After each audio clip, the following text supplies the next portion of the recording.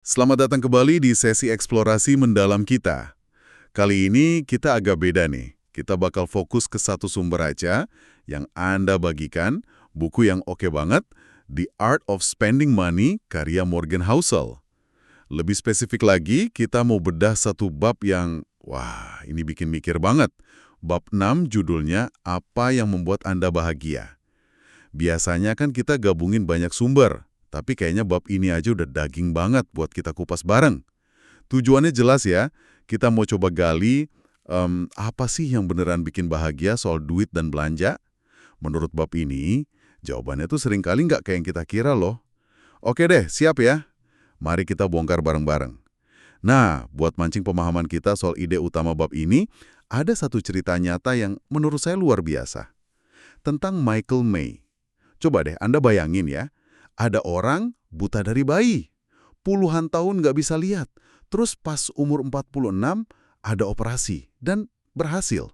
Dia bisa lihat lagi. Ajaib kan? Tapi tebak apa yang pertama kali bikin dia tanjub pas keluar dari ruang operasi? Bukan lihat orang yang dia sayang, bukan pemandangan di luar. Tapi karpet. Karpet biasa di lobi kantang dokter, serius. Dia sampai bilang, lihat bentuk-bentuk itu, lihat warna-warni itu. Gitu, benar-benar terpukau sama sesuatu yang mungkin kita injak tiap hari tanpa mikir. Dia bahkan bingung kok pasien lain cuek aja sama keajaiban di bawah kaki mereka itu. Terus ada momen dia pertama kali sadar warna biru. Cuma bisa gumam, ya Tuhan, itu biru. Ini bikin saya mikir, kok bisa ya sesuatu yang biasa banget buat kita jadi pengalaman sedalam itu buat dia. Apa ya hubungannya ini sama bahagia? Sama cara kita lihat dunia dan uang. Iya, cerita Michael May ini emang kena banget ya, dan langsung nunjuk ke inti argumen bab 6 ini, kekuatan kontras. Jadi, apa yang kita rasain sebagai bahagia, atau nikmat, atau puas, itu seringkali bukan soal seberapa bagus atau mahal sesuatu secara, ya, nilai absolutnya gitu. Tapi lebih ke seberapa beda sih kondisi itu sama kondisi kita sebelumnya, atau sama apa yang kita harapkan. Pengalaman May itu kan getarannya kuat banget karena kontrasnya ekstrim. Dari gelap total puluhan tahun, tiba-tiba dunia penuh warna dan bentuk, kayak buka pintu dimensi baru gitu loh. Dan ini sekaligus nunjukin bias persepsi kita, namanya habituasi. Kita ini gampang banget terbiasa sama apa yang kita punya atau alami terus-terusan. Sampai akhirnya, ya kita nggak lihat lagi nilainya, nggak kerasa lagi istimewanya, yang biasa jadi nggak kelihatan. Ada kutipan menarik nih dari William Dawson di buku ini. Kurang lebih bunyinya, hal yang paling nggak disadari soal kekayaan tuh semua senengnya duit itu berhenti pas kita udah nggak perlu ngirit lagi. Nah, ini kan pesannya mirip. Kalau nggak ada lagi perjuangan, nggak ada penantian, nggak ada kontras antara kurang dan cukup, ya kenikmatan dari kaya itu sendiri bisa pudar juga. Nilainya hilang karena udah biasa. Nah, ini nih bagian yang menurut saya, wah, nusuk banget dan mungkin relevan buat banyak dari kita. Soal kontras dalam penghasilan. Coba ingat-ingat deh, mungkin pas pertama kali dapat gaji setelah lama nganggur. Atau pas bisnis mulai ada hasilnya. Pas saldo rekening bank kita loncat dari, katakanlah, 0, sekian jadi beberapa juta gitu. Perasaan kaya atau lega pas itu, sensasi punya sesuatu setelah lama nggak punya, kontrasnya kan tajam banget ya. Buku ini bilang, rasa bahagia dari lonjakan pertama itu bisa jadi loh jauh lebih kuat rasanya dibanding misalnya kekayaan kita nambah dari 10M jadi 20M nanti. Padahal kan secara angka yang kedua jelas jauh lebih gede ya. Tapi rasa senengnya mungkin nggak sekuat yang pertama. Kenapa ya? Kok bisa gap antara perjuangan atau kekurangan sama pencapaian atau hadiah ini punya efek emosional sekuat itu? Kayak ada ledakan dopamin gitu pas kontrasnya jelas. Betul sekali, kekuatan kontras itu ya nyata secara psikologis. Dan ini nyambung ke ide kunci kedua di bab ini, pentingnya ngelola ekspektasi. Ini mungkin kedengeran agak gimana ya, agak lawan arus gitu ya. Kan biasanya kita didorong buat terus naik, terus lebih tinggi. Tapi buku ini justru bilang, seringkali untungnya lebih banyak secara psikologis kalau kita bisa ngelola ekspektasi kita ke bawah. Atau paling nggak jaga biar tetap realistis, tetap napak bumi gitu. Dibanding kita ngotot dorong standar hidup kita naik terus tanpa henti. Tunggu. Mengelola ekspektasi ke bawah. Itu kok kedengarannya kayak agak pesimis ya? Atau kayak nyuruh kita nggak usah ambisius gitu? Mungkin ada yang mikir gitu kali ya? Nah, pertanyaan bagus itu. Penting buat dilurusin. Ini sama sekali bukan soal jadi pasif atau nyerah sama keadaan atau nggak boleh nikmatin hal enak dalam hidup. Bukan itu. Ini lebih ke pemahaman soal dari mana sih sumber bahagia itu seringnya datang. Kebahagiaan itu, kayak cerita Michael May tadi atau contoh gaji pertama, seringnya muncul di celah atau kesenjangan antara apa yang kita punya atau alami sekarang sama apa yang kita pengen atau harapkan. Makin kita bisa kecilin celah itu, entah dengan naikin realita atau ngelola ekspektasi, makin gede potensi bahagianya. Ngelola ekspektasi itu artinya ya belajar menghargai apa yang udah ada. Nggak ngebiarin keinginan jadi liar tanpa batas. Sadar kalau lebih itu nggak selalu berarti lebih bahagia. Buku ini pakai analogi simpel tapi kuat. Coba pikirin enaknya momen spesial kayak Lebaran, Natal, ulang tahun, atau hari terakhir sekolah sebelum libur panjang. Kenapa sih momen itu rasanya spesial banget? Bikin seneng. Salah satunya ya karena jarang kejadian, ada kontras sama hari biasa, ada penantiannya. Nah, prinsip yang sama bisa berlaku buat kenikmatan materi, barang mewah, atau pengalaman mahal, itu bisa kerasa jauh lebih nikmat kalau jadi suguhan istimewa sesekali aja. Bukan jadi rutinitas harian yang akhirnya ya dianggap biasa aja. Justru kontrasnya itu yang bikin sensasi nikmatnya lebih kuat. Dan ngomongin kontras yang ekstrim, buku ini nyajiin kisah yang, wah, benar-benar bikin merinding. Kru Ernest Shackleton yang legendaris itu. Bayangin coba, terdampar di Antartika. Bukan sehari 2 hari, tapi 19 bulan. Gila, kondisinya udah nggak kebayang deh. Dingin nusuk tulang, baju basah beku terus, lapar parah, kurang tidur akut, nggak ada kepastian. Perjuangan hidup matinya itu udah epik sendiri. Tapi fokus buku ini tuh di momen setelah sengsaranya selesai. Pas mereka akhirnya diselamatin, dibawa ke stasiun pemburu paus di Georgia Selatan.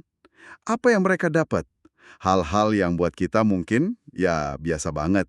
Mandi air panas sepuasnya, cukuran setelah bulan-bulan, pakai baju baru bersih kering, makan makanan panas yang layak, tidur di kasur empuk anget.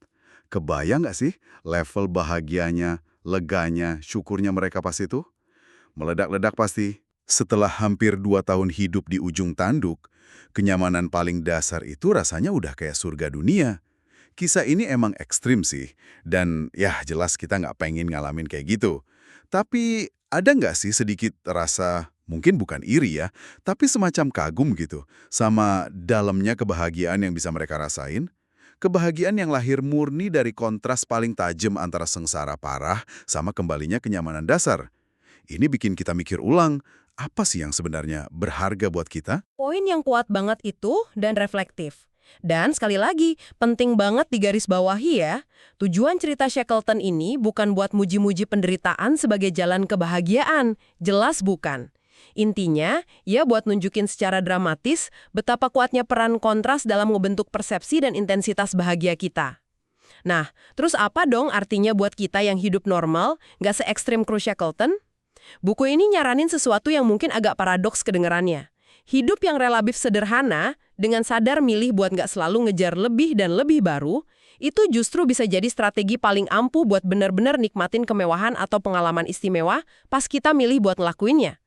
Kenikmatan dari suguhan sesekali itu, makan enak di restoran mahal setahun sekali, liburan impian setelah nabung lama, beli barang bagus yang udah dipengenin banget, bisa kerasa jauh lebih memuaskan. Kenapa? Ya, karena ada kontras sama hidup kita sehari-hari yang lebih biasa aja. Kenikmatannya nggak luntur karena kebiasaan. Jadi ini kayak strategi less is more gitu ya, tapi dalam konteks bahagia dari belanja. Nikmatin kemewahan dengan cara bikin dia tetap kerasa mewah, yaitu nggak dijadiin biasa. Cepat sekali. Nah, ini kan jadi nimbulin pertanyaan penting buat diri kita sendiri. Gimana caranya kita bisa secara sadar nerapin prinsip kontras ini di kebiasaan belanja dan gaya hidup kita? Mungkin dengan sengaja bikin jeda atau puasa gitu dari hal-hal tertentu yang biasa kita nikmatin. Misalnya, nahan diri nggak beli kopi di luar tiap hari biar secangkir kopi enak pas weekend jadi lebih spesial rasanya.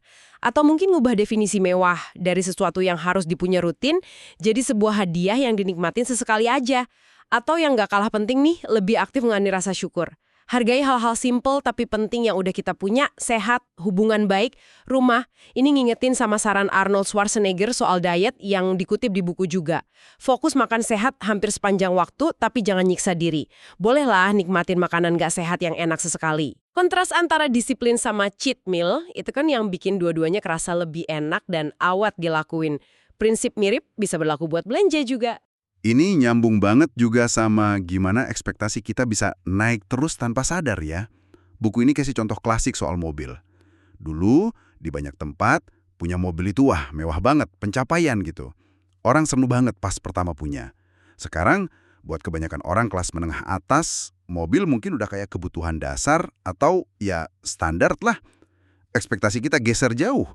Rasa seneng pas beli mobil baru, mungkin yang kedua atau ketiga, belum tentu sekuat pas beli yang pertama kan? Hal yang sama kejadian di banyak hal lain. Naik pesawat dulu istimewa, sekarang biasa aja. HP baru, fiturnya beda dikit sama tahun lalu. Bahkan mungkin buat kalangan tertentu, jet pribadi atau kapal pesiar pun bisa hilang magisnya lama-lama. Yang dulu luar biasa, sekarang jadi normal baru. Bahayanya, normal baru ini seringkali nggak nambahin bahagia sepadan, malah bisa jadi tekanan buat ngejar normal berikutnya lagi. Gimana ya caranya kita bisa ngerem laju ekspektasi ini biar nggak terus-terusan ngikis bahagia kita sama apa yang udah kita punya sekarang? Pertanyaan itu, wah, kena banget ke inti tantangan zaman sekarang dalam nyari bahagia soal materi ya. Jaga ekspektasi, tetap membumi, pas dunia terus dorong kita pengen lebih, itu seni tersendiri emang. Jadi, kalau kita tarik benang merahnya nih dari bab 6 ini, kebahagiaan yang kita dapat dari duit dan belanja itu kayaknya sangat dipengaruhi sama kontras. Sama perbedaan antara kondisi kita sekarang sama dulu, atau sama ekspektasi kita. Bukan cuma soal jumlah absolutnya. Kebahagiaan itu sering numbuh di celah antara realitas sama ekspektasi. Makanya, secara aktif ngelola ekspektasi kita, jaga biar realistis, hargai yang ada, itu jadi sama pentingnya. Atau bahkan mungkin lebih penting daripada cuma fokus ngejar standar materi lebih tinggi terus-terusan. Hidup yang relatif sederhana, tapi dijalanin dengan sadar, itu secara paradoks malah bisa ningkatin kapasitas kita buat nikmatin kemewahan atau pengalaman istimewa yang kita pilih sesekali. Karena kontrasnya kejaga. Jadi pertanyaannya balik lagi ke Anda, pendengar kami. Apa artinya semua ini buat Anda? Setelah dengar obrolan ini, ada nggak cara pandang Anda soal belanja pribadi, soal apa yang Anda kejar, atau soal sumber bahagia Anda sendiri yang mungkin sedikit geser? Gimana pemahaman soal kekuatan kontras dan jebakan ekspektasi ini bisa Anda pakai secara praktis? Nah, sebagai pemikiran penutup nih, buat Anda bawa pulang buat direnungin lagi. Mungkinkah kalau kita secara sadar, sengaja gitu ya, bikin kontras-kontras kecil di rutinitas harian kita, kayak tadi kita bahas, mungkin puasa sesekali dari kenyamanan atau kebiasaan tertentu, itu justru bisa jadi strategi yang lebih efektif buat numbuhin bahagia yang lebih dalam, lebih awet. Dibanding kita ngejar lebih banyak, lebih cepat, lebih baru yang seringnya kayak nggak ada ujungnya itu.